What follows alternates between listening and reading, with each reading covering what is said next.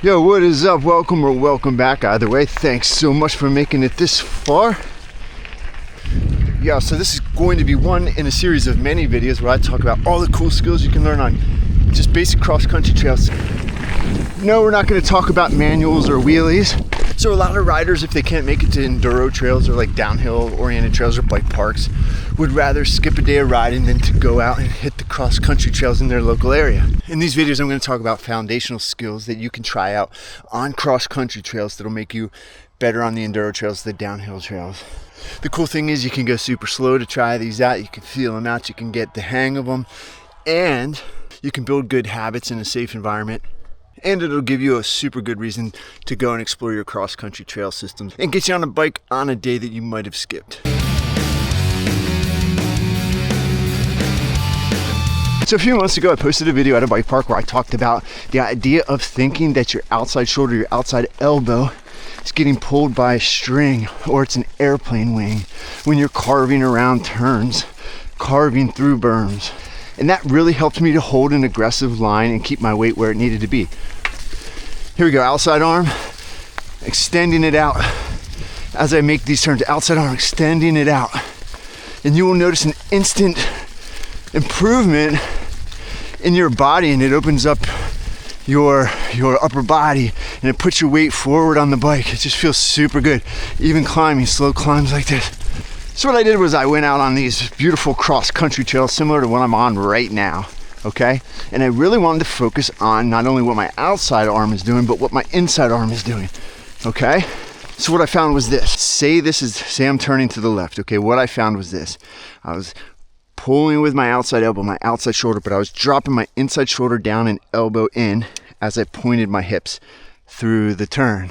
So what I found when doing that, especially in that terrain that I really needed to pump and be aggressive in and stay forward, and hold lines and really work through with strength and precision, was that that while my outside arm was leading the charge, my inside arm was super weak and unproductive. What I explored was this, activating my inside elbow as well, okay? So to do that, what I did was I lifted it a little bit. I didn't pull it back to the inside.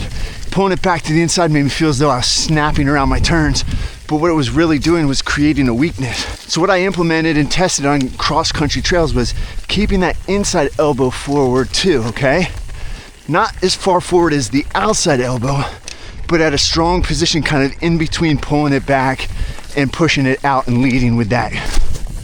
So by doing that, what I found was it really added strength to my upper body and allowed me to not only carry my momentum through tough terrain better, even when the bike was leaned over like this, okay? But it allowed me to power through obstacles and continue to pump around the turns and push into my wheels and gain traction where I needed it. So what that change in that inner elbow allows me to do is it allows me to hold a strong position to be able to drop into my bike and extend upward, right? Because we want to pump through turns. There's times when we want to be heavy and light and hold traction. And by having more of an aggressive stance to my inside elbow, it just allowed me that vertical movement, okay, that my body needed.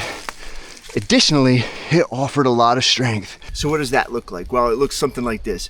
Before, here's what I was doing. So say the turn goes this way, okay? So I want to twist my hips this way and point through the turn, and I would pull my elbow around to the turn. But what I was doing was I was dropping my inner elbow in like this because I thought it would help me turn my shoulders and my hips through the turn. What I found was that increased weakness in my upper body on that side. I was unable to push through and pump as well with my elbow in at my side like this. So what I did was I pulled that elbow up to about this position here, okay?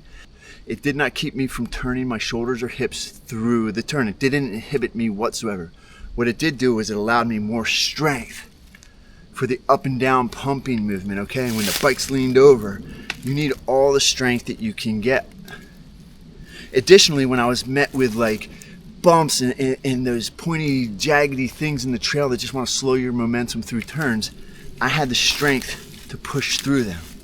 Which leads me to another thing that I think is important experimenting with, and that is your brake angle. See, I have found that when I do that position with my upper body to turn, that strong elbow, strong shoulder position, that my hands and my palms feel so much better when I drop them down a little bit. What I do is I drop my palm down a little bit. It gives me strength and allows me to hook my palm onto the bars.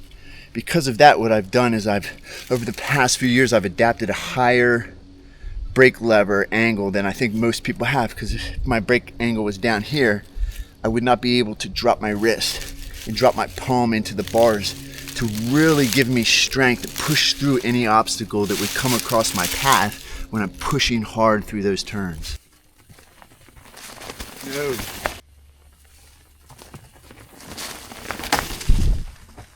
So again, back to the point of the video, the cool thing about this, I believe, is this can be practiced on just basic trails like this. So I'm really focusing on having that strong upper body. My palms are down, the squirrels are out, and I'm just carving around these turns. Just carving around these turns. If I feel like I'm going a little too fast, easy to slow down, I'm in total control.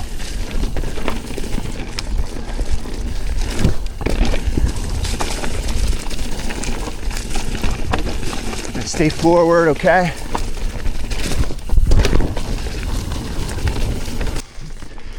So the other benefit to this elbow position I have found is when you're riding tech, you're not always just leaning through turns. Your bike is always shifting under you. You're always changing your line, okay? Now when your elbows both are in the strong position, it allows you to transition from your leading elbow on the left to your leading elbow on the right that much quicker. So it really adds to the ability of body-bike separation. I can really shift this way quicker, okay? It's a stronger movement than having to pull my elbow in and pull my elbow out. So see how I can just transition the lean of my bike so much easier. So the cool thing is I don't have to think about weighting my front tire. When I hold that strong position, it puts my weight on the front tire naturally, and I can focus on where my feet are, the weight in my heels, and pushing through the turn with my heels and my hips, okay? And my shoulders are just leading the charge. See how strong these movements can be. And I can really lean the bike over quite a bit, so we're taking bad lines here to better illustrate it. Real bad lines. And again, my palms are down because my palms they're offering me like a little bit of a hook, a stabilizer on the bars. So thankfully I don't really get arm pump, and I think a lot of that has to do with the angle of my brake levers. So I'm just kind of carving around here. I'm not trying to take fancy lines or anything. I'm actually just trying to take bad lines to see what carving can do for me.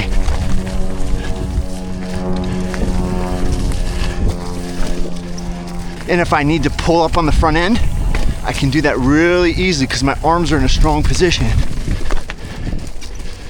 When my elbow is down, I couldn't pull up in a strong balanced position. See how when I pull up like this, it twists my body, it twists my bike. You can try for yourself, but when your leading elbow is out, your inner elbow is out slightly, you still can pull up with balance and stability. So I've been taking what I'm learning out here on these cross-country trails, I'm taking them directly to gnarly, northeast, chunky stuff. And it works like a charm. I didn't even practice it on those trails. I just went out and utilized it right away and it worked. Do I recommend cones? Well, cones can be cool because you can practice stuff anywhere, but the problem with cones is that they are boring. You'll use them once and then they'll sit in the closet and never get used again. Also, cones don't represent a real world scenario all that well. I mean, when you're in the real world on a trail, you're gonna encounter so many other things that want to knock your balance off, so you might as well just take it to the trail. So I do my best to provide content that is helpful, you know? So if you're trying to progress on the mountain bike and you like learning stuff, hit subscribe, hit like, both free. I do offer a Patreon. You can send me video, I'll respond with video. We'll do unlimited back and forth to get you on track.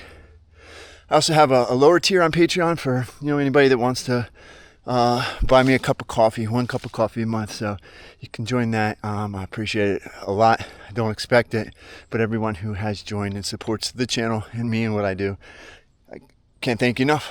These are all the folks.